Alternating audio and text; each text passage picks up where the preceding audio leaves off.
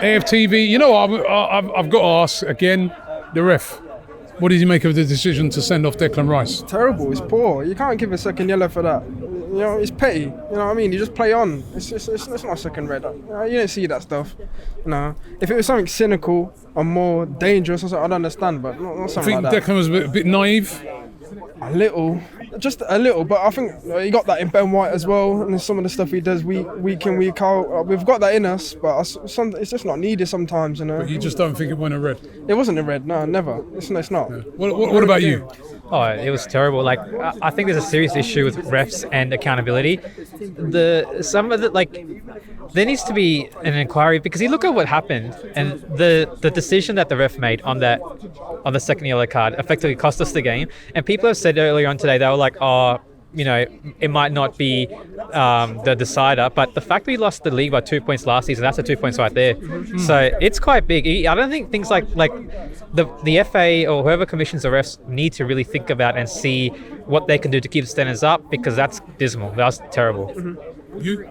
And it just looks like sometimes the ref try to use Arsenal games to experiment with how the letter of the law can be applied.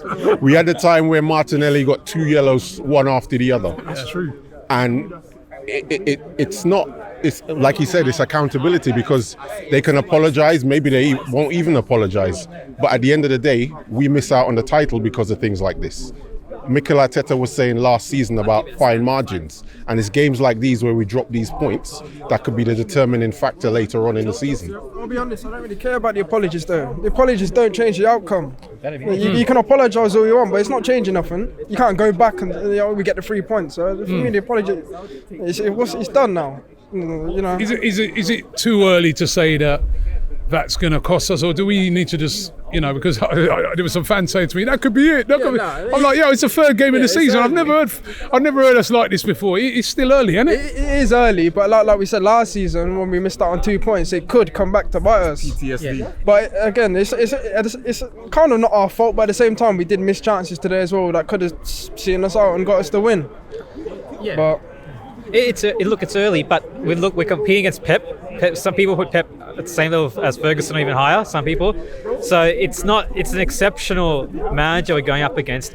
And you know, like, the transfer window shut yesterday, and I was talking to my brother and my cousin in the US and Australia about this, and like the common consensus amongst us is, with me at least, is we didn't do enough. We're probably one marquee player short after After that injury, I don't think Arteta ever wanted an attacking player. I don't think so. The way he's acted, the fact we didn't buy a striker, the fact Tony was available, I don't think he wanted an attacking player. And given we scored so many goals last season, I think that was more of a fan-generated thing.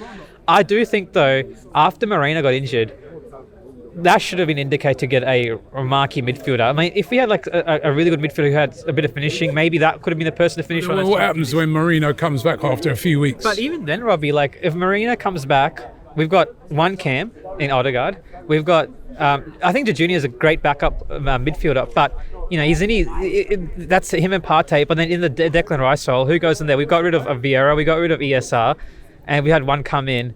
We should have probably 2 for 2, I think, to have sufficient cover. No, we have got 2 for 2. Who's the second midfielder? Okay. So you've got Partey, no, as Rice, ESR and Vieira, so 2 went out, and then we should have 2 come in. Yeah, but that's because we had too many. Well, and how many games? Now we don't. Now we don't have enough. No, but you got Marino. We're injured. Yeah, but he's going to come back, isn't he? Yeah, but if we go into next game and we lose or draw it, that's now we're either 4 or 5. Well, yeah, we could be 4 or 5 points behind where we want to be. That's the whole point of squad depth, isn't it? I don't think we have enough depth. It's not the midfield that's the biggest issue. Though. It's the attack. We needed a great attacker or some sort of attacker, and I don't know why. Another striker. Yeah, I don't know why we waited until deadline day to look for an attacker. I don't think At the start of the window, we went from a goalkeeper. We got a goalkeeper. We got a defender. Then we got a midfielder. So I thought, okay, we're gonna get some sort of attacker towards the end of the window. We're waiting until deadline day for options to come to us. Why are we not going out there getting an attacker to bag in these goals? I don't trust Havertz for 38 games. I'll be honest. I know he's in form and he's doing well, but I don't trust him for 38 games. He's not the one to see us through. Have we got enough? Yeah, I think we got enough. I think we could have gone in for a striker. And I think the excuse about the Euros, I was falling for it before, but I think other teams did their business quite early. So I think that's where the transfer business could have been done better. Who did their business very early? Everybody was buying after the Euros. I know, but I think West Ham got in people quite quickly. A lot of other teams got in people quite quickly, and I think a lot of. But none of those strikers that everyone's talking about. Everybody was fighting around for Osimhen and Tony on deadline day.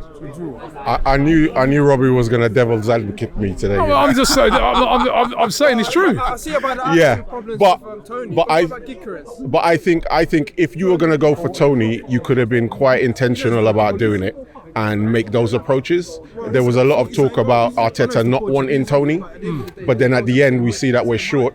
We're selling our Nketiah and our backup strikers. We can't rely on Jesus because he's always injured. So they should have been a bit more intentional about getting a striker. I'm honoured and pleasured to have an Arsenal legend in the building, David Seaman, ladies and gentlemen. Mr. Dean, can you hear me? No way. It was larger than life in every way, and he was a hero, not just with the fans, but with the players as well. They all loved him. He was that good that in training, Steve Bold and Tony Adams, that he would embarrass them and they would try and kick him to slow him down a bit, and they couldn't catch him. The ponytail on the head. I was born with a tash. I remember seeing an Arsenal team celebrating getting fourth. And I was like, Talk to them, dropped David. quite a little way here. You know, we've done what we did. It's their time to go and create their own history.